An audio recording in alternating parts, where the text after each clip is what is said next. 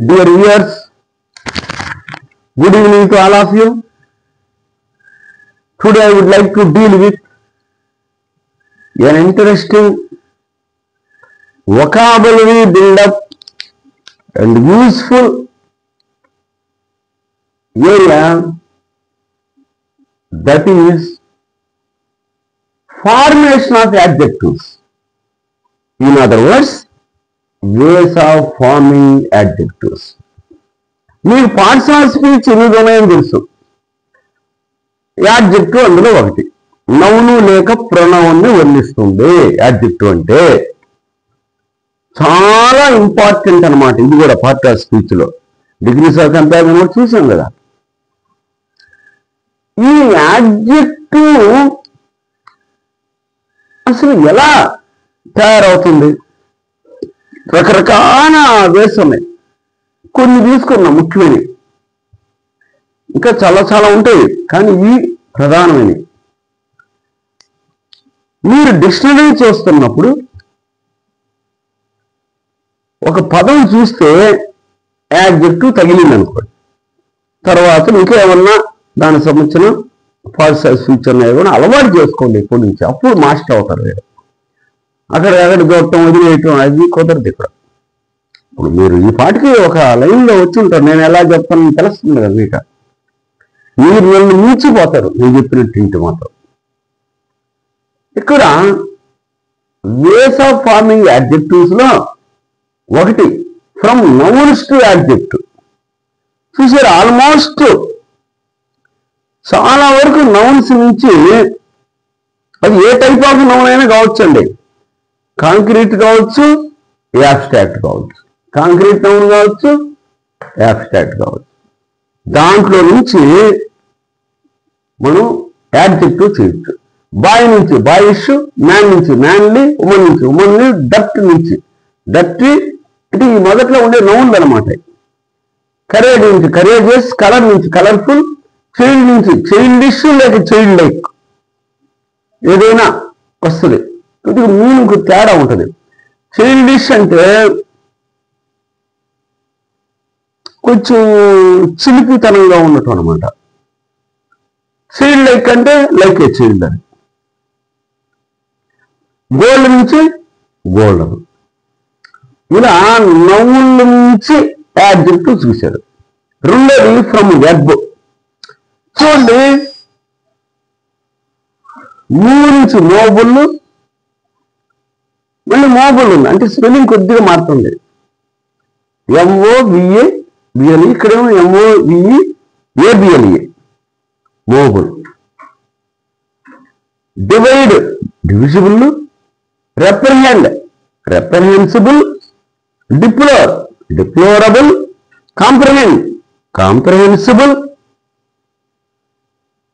Understand understandable, censure censurable. అలా మీరు వెర్బుల నుంచి యాడ్జెక్టివ్ చేయటం వల్ల ఈ యూసేజ్లు కూడా ఉపయోగపడతాయి. ఇది వెర్బుగా వాడితే ఇది యాడ్జెక్టివ్, నౌను ప్రొనౌన్ వర్ణించడానికి వాడతారు. సీ నుంచి సీయబుల్ లేక విజిబుల్, టచ్ నుంచి టచబుల్, హియర్ నుంచి హియరబుల్. చూడండి, మనకున్న సెన్సెస్ ఉన్నాయి కదా. సీయబుల్, హియర్ హియరబుల్ అంటే టాక్టైల్ అని అన్నాడు, సింపుల్గా హియరబుల్ అని. Taste tasty, touch touchable. ఇలా ఏ రకమైన వెర్బ్ అయినా కావచ్చు. దాంట్లో నుంచి యాడ్జెక్టివ్స్ వస్తున్నాయి. చాలా వరకు అందులో నుంచి వచ్చేస్తాయి. అందుకే డిక్షనరీ అలవాటు చేసుకుంటూ ఉండాలా. బుక్కులు చదివేటప్పుడు, పేపర్లు చదివేటప్పుడు, కొత్తవి తగిలినప్పుడు అబ్జర్వ్ చేస్తా. మా ఫ్రెండ్ ఉన్నాడు, ఎక్సలెంట్ స్పీకర్ ఇంగ్లీష్లో. అంత బాగా మాట్లాడేవాళ్ళు నా తగల, మా క్లాస్మేట్ ఇంటర్ నుంచి. తర్వాత డీజీపీ కూడా అయ్యాడు అతను. ఏమి ఒక చిన్నప్పుడే వాళ్ళు మనం కూడా కావచ్చు, అదే భయపడవద్దు. అట్లే ఫ్రమ్ అతను చెప్తాను అనమాట, అబ్జర్వేషన్తో చదవండి అని. అదర్ యాడ్జెక్టివ్స్ నుంచి వైట్ నుంచి వైటిష్, గ్రీన్ నుంచి గ్రీనిష్, బ్లాక్ నుంచి బ్లాకిష్. అసలేండి ఇవన్నీ కూడా యాడ్జెక్టివ్స్. ట్రాజిక్ ఎన్ని ఓలని, అందులో నుంచి వేరే యాడ్జెక్టివ్ వస్తుంది మళ్ళీ. ట్రాజిక్ నుంచి ట్రాజికల్, ఓల్ నుంచి ఓల్సమ్, ఇలా వస్తాయి. ముందు ఇలా ఉంది, అసలు పదం ఉందని దాన్ని యాక్సెప్ట్ చేయండి ముందది. గ్రీన్ అంటే గ్రీనిష్ అంటే ఈ ప్యూర్ అన్నమాట. ఇది వైట్ అంటే ప్యూర్ వైట్, వైటిష్ అంటే వైట్ మాది ఉండాలి. గ్రీన్ అంటే ప్యూర్ గ్రీన్, గ్రీనిష్ అంటే గ్రీనిష్ ఉండాలి, లైట్ గ్రీన్ అట్లా. బ్లాక్ అన్నా కూడా అంతే. తర్వాత formation of opposites. Happy, possible ఇవన్నీ కూడా యాడ్జెక్టివ్స్ కదా. వీటిని ఆపోజిట్గా మార్చవచ్చు. ఆపోజిట్ ఎలా? వీటికి సఫిక్స్. సఫిక్స్ అంటే ఏంటి? హ్యాపీ ఉన్న దీనికి ముందు లెఫ్ట్ సైడ్ ప్రిఫిక్స్. ప్రిఫిక్స్ అంటే ఏంటి? బిగినింగ్స్. ప్రిఫిక్సెస్ అంటే బిగినింగ్స్ లేక బిగినింగ్. హ్యాపీ బిగినింగ్ ముందు వెళ్తాం, ప్రీ అంటే ముందు, దాని ముందు.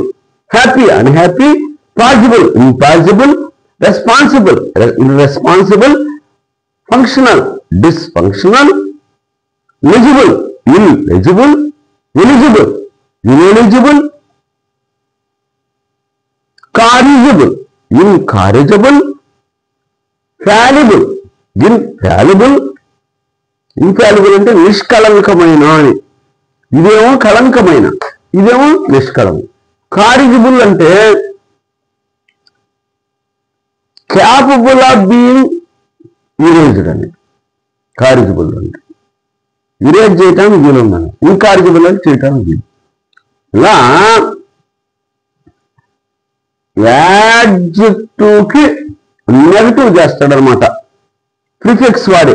అది అన్ను కావచ్చు, ఇమ్ము కావచ్చు, డిస్ కావచ్చు, ఇల్లు కావచ్చు, ఇల్లు కావచ్చు, ఇట్లా రకరకాల పదాలతో వస్తాయి. అంటే ఈ లాటిను, ఫ్రెంచ్, జర్మన్ ఆ భాష నుంచి వచ్చినాయి కదా. ఏ భాష నుంచి అయితే మన ఇంగ్లీష్లో గర్భడ్డాయో ఆ భాష యొక్క సాంప్రదాయాన్ని కొద్దిగా ఫాలో అవుతూ ఉంటారు. అందుకే రకరకాలుగా కనపడుతుంటాయి. మనం ఇవి ఉన్నాయని తెలుసుకోవాలి. మనం హ్యాపీకి అన్హ్యాపీ ఉందా లేదా? ఉంది. పాసిబుల్ ఇంపాసిబుల్,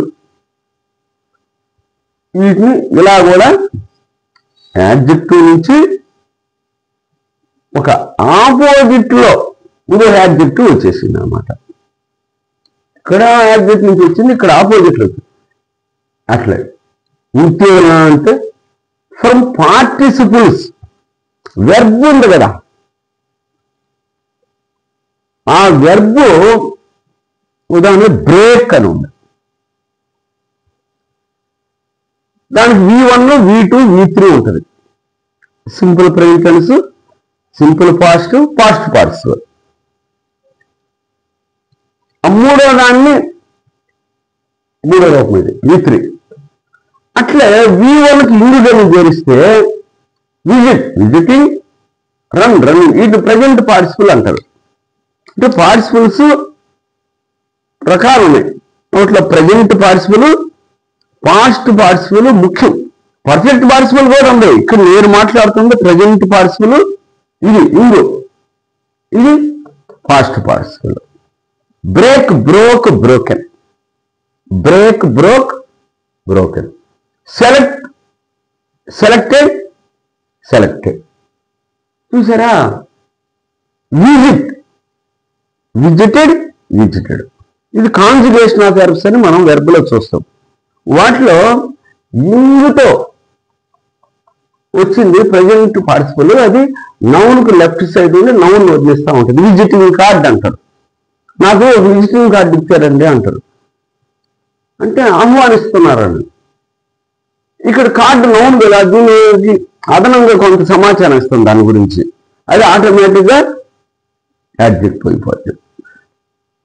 అది ఏమైంది? వెర్బ్ అయినా కూడా యాడ్జెక్టివ్ కావచ్చు, వెర్బ్ అయినా కూడా ఏ వెర్బ్ వస్తుంది అక్కడ? ప్రజెంట్ పార్టిసిపల్ వస్తుంది, పాస్ట్ పార్టిసిపల్ కూడా వస్తుంది. Leg, broken leg. అంటే అవసరాన్ని బట్టి వాడుకుంటారు. మూడో రూపం వాడతారా లేక ఈడి వెర్బ్ వాడతారని. అట్లా రన్నింగ్ ట్రైన్ పోతా ఉంది. Don't get in to A running train, don't get off the running train అంటాడు. రన్నింగ్ ట్రైన్ అంటే పోతూ ఉన్న ట్రైను, మూవింగ్ ట్రైన్. ఇవన్నీ కూడా యాడ్జెక్టివ్లు. ఒక నౌన్ వస్తుంది, దానికి ముందు ఒక పదం వచ్చి దీన్ని ఎన్నిచ్చు. అది ఏమైనా కావచ్చు అండి, వెర్బులు కావచ్చు, ప్లెయిన్ యాడ్జెక్టివ్లు కావచ్చు, ఇలా వేరే వేరే దాంట్లో వచ్చిన యాడ్జెక్టివ్స్ కూడా కావచ్చు నౌన్ వర్ణించడానికి. ఇలా కొన్ని ప్రాపర్ నౌన్ నుంచి కూడా వస్తాయండి యాడ్జెక్టివ్స్. అమెరికా నౌన్ కదా, ప్రాపర్ నౌన్ కదా, సొంత పేరు. American. India, Indian. China, Chinese. Japan, Japanese. Italy, Italian. German, Germany కదా, జర్మన్. ఈ విధంగా అడ్జెక్టివ్స్ ఎలా ఫామ్ అవుతాయి అనేది ఈ వీడియోలో చూసాము. మీరు ఒక అబ్జర్వేషన్ తెలుసుకోండి పండి. ఈ చాప్టర్ ఉపయోగం ఏంటంటే మనకి ఇది మిస్ అవుద్దాం అనుకున్నా, కానీ లక్కీగా గుర్తొచ్చింది, మీతో షేర్ చేసుకోవాలనుకున్నా. దీనివల్ల మనకు వొకాబులరీ ఇంప్రూవ్ అవుద్ది. వొకాబులరీ చాలా మెయిన్ అండి. గ్రామర్ ఎట్లా ఒకటి నేర్చుకోవచ్చు, కానీ వొకాబులరీ అంత ఈజీ కాదు. మీరు పోగా మీకు సమస్య గ్రామర్తో రాదు. గ్రామర్ ఒకసారి నేర్చుకుంటే అయిపోయింది అంతే. 2 2 4 4 16 అన్నట్టు స్థిరంగా ఉంటాయి గ్రామర్. వొకాబులరీ రకరకాలుగా ఎన్ని వర్షాలు వేస్తుందో వొకాబులరీ. ఒక పదం ఉంటుంది చూడండి, బాయ్ అనేది నౌన్, దాని యాడ్జెక్టివ్ బాయ్స్. ఇలా ఒక్కో దానికి ఒక్కో రకంగా రూపాలు మార్చుకుంటే వెళ్ళిపోతా ఉన్నాయి. రూల్స్ అట్టుండవు, గ్రామర్ రూల్స్ అట్టుండవు. Be for verb plus V3 అంటే ప్యాసివ్ వాయిస్, ఇంకేం వేరే ఉండవు అక్కడ. కంటిన్యూస్ టెన్స్ అంటే ఏంటి?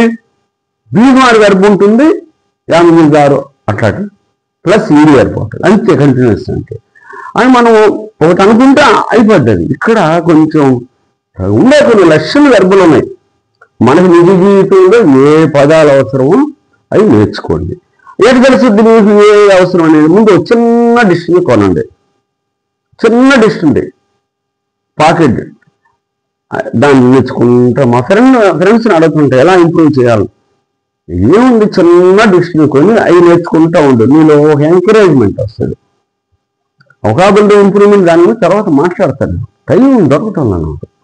ఓకే, ఈ సిన్సియర్గా చూడండి. ఇప్పుడు టెట్ పరీక్షలు కూడా వస్తున్నాయి. ఒక్కోసారి పరీక్షల్లో ఒక పదం ఇచ్చి దీన్ని యాడ్జెక్టివ్ చెప్పు అంటాడు.